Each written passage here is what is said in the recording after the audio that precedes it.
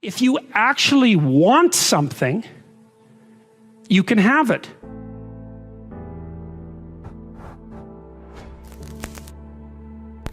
You have to treat yourself like you matter, because if you don't, then you don't take care of yourself, and you become vengeful and cruel, and you take it out on people around you, and you're not a positive force. None of that's good. So you suffer more, and so does everyone around you. And there's a malevolence that enters into it. None of that's good. So that's what happens if you don't treat yourself like you matter. The first thing I would say is, well, you should be afraid of taking risks and pursuing something meaningful. One of the main reasons that people don't get what they want is because they don't actually figure out what it is. And the probability that you're going to get what would be good for you, let's say, which would even be better than what you want, right? Because, you know, you might be wrong about what you want easily, but maybe you could get what would really be good for you. Well, why don't you? Well, because you don't try. Life is a challenge that in some sense can't be surmounted, so there's no way out of your problem, but there are certainly proper ways of dealing with it. Yeah. Sit on your bed one day and ask yourself, what remarkably stupid things am I doing on a regular basis to absolutely screw up my life? I would say that the goal in life is to conduct yourself so that life improves. You should be more afraid of staying where you are if it's making you miserable. Clock is ticking. Yeah, and if you're miserable in your job now and you change nothing, in 5 years you'll be much more miserable and you'll be a lot older. People don't get what they want and they need because they don't aim at it.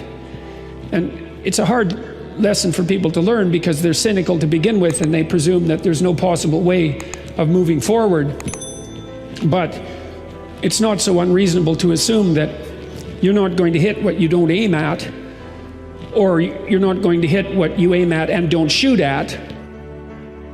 We're built to contend with the world. We're built to contend with reality. You want a challenge, and the best way that you can take on a challenge, because a challenge fortifies you. So you don't want to be secure, you want to be strong. And you get strong by taking on optimal challenges.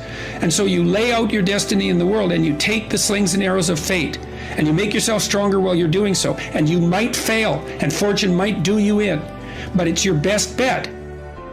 Huge part of the reason that people fail is because they don't ever set up the criteria for success. And so since success is a very narrow line and very unlikely, the probability that you're going to stumble on it randomly is zero. So you want to set yourself a task that's difficult, but not so difficult you can't attain it. And then what happens is that you step up improvement across time, incrementally. And there's also a certain element of humility to it, right? Which is, don't bite off more than you can chew, right? Don't set grandiose goals, but incremental improvement will get you a tremendous distance.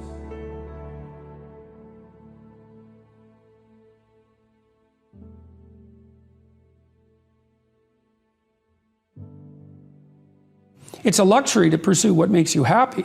It's a moral obligation to pursue what you find meaningful. And that doesn't mean it's easy. It might require sacrifice. If you need to change your job too, let's say you have a family and children and a mortgage, you have responsibilities. You've already picked up those responsibilities. You don't just get to walk away scot-free and say, well, I don't like my job, I quit. That's no strategy. But what you might have to do is you think, well, this job is killing my soul. All right, so what do I have to do about that? Well, I have to look for another job. Well, no one wants to hire me. It's like, okay, maybe you need to educate yourself more. Maybe you need to update your curriculum vitae, your resume. Maybe you need to overcome your fear of being interviewed. I think what you have to do, and this is part of humility, is you have to look around you within your sphere of influence, like the direct sphere of influence, and fix the things that announce themselves as in need of repair. And those are often small things, you know, and they can be like your room. Put it in order, because the thing is, it isn't exactly so important that your room is in order, although it is. What's important is that you learn how to distinguish between chaos and order, and to be able to act in a manner that produces order. 3 years from now, you can have what you need. You got to be careful about it. You can't have everything. You can have what would be good for you, but you have to figure out what it is, and then you have to aim at it. And when you're in the zone, you're expanding your skills in a manner that's intrinsically rewarding because you're succeeding. And so you want to set, if you're good to yourself, you think, okay, I need to set a goal, but I need to set a goal that someone as stupid and useless as me could probably attain if they put some effort into it. Now, if there are things about your life that are bothering you, or things about the world that are bothering you, then you want to decompose them into solvable sub-problems. You can do something as simple as just sit on your bed and think, okay, there's probably like 5 things I could do today so that tomorrow morning is slightly better than this morning was, or at least I'm not falling behind. And those will usually be, it's like having to eat a toad in the morning, right? It's like, it's not going to be something you want to do. There'll be things you're trying to avoid. They're snakes, essentially. Compare yourself to who you were yesterday, not to who someone else is today. I've dealt with hundreds of people in my clinical and consulting practice, and we set a goal, we develop a vision, and work towards it, and things inevitably get better for people. So it's not a luxury, it's difficult. It's a moral responsibility, and it isn't happiness. It's not, the pursuit isn't for happiness.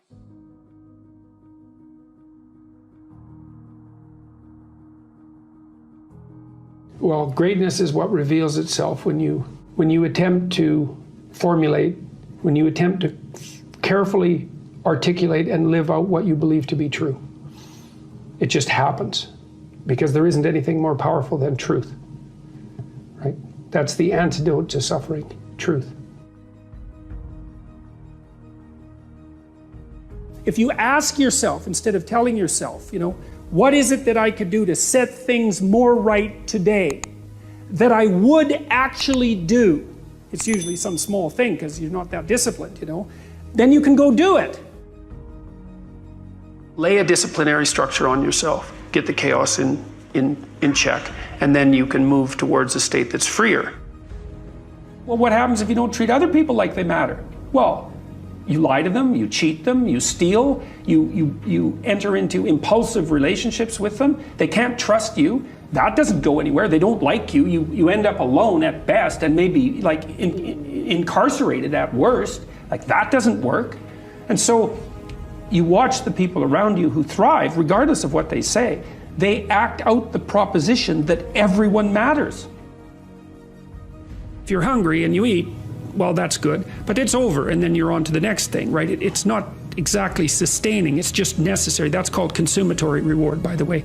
This other reward system is incentive reward, and the incentive reward system works on dopamine, this neurochemical dopamine, which is also the neurochemical tracks that opiates and cocaine and amphetamines, the drugs that people really like to abuse, alcohol often for some people, activate. And so you might say if you don't have enough meaning in your life, then you're more prone to addiction. And that's definitely the case, even with rats. If you take a rat and you put him in a cage by himself and he has nothing to do, and then you give him access to cocaine, he'll get addicted to the point where he won't do anything but take cocaine.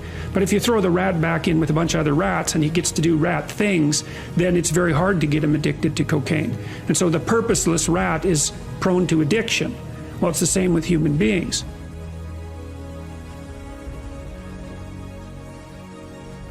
Kind of have this idea that you have a certain delightful, wonderful, positive freedom as a child, and then that's given up as you approach adulthood. But the truth of the matter is that you have a lot of potential as a child, but none of that is capable of manifesting itself as freedom before you become disciplined.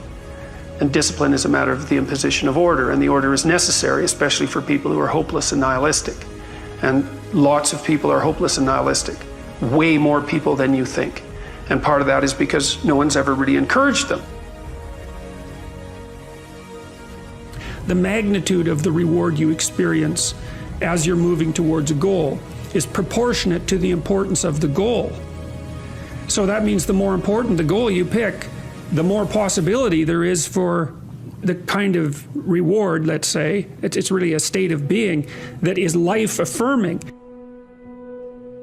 And it is directly life affirming in that, you know, like if you're in a football game and it's an important football game and maybe you break a finger, and you know, normally that's a problem. It hurts and you're going to stop doing whatever you're doing. But if you're right in the middle of the game, then you'll be so amped up on this reward system that it's analgesic. It stops the pain. It also suppresses anxiety.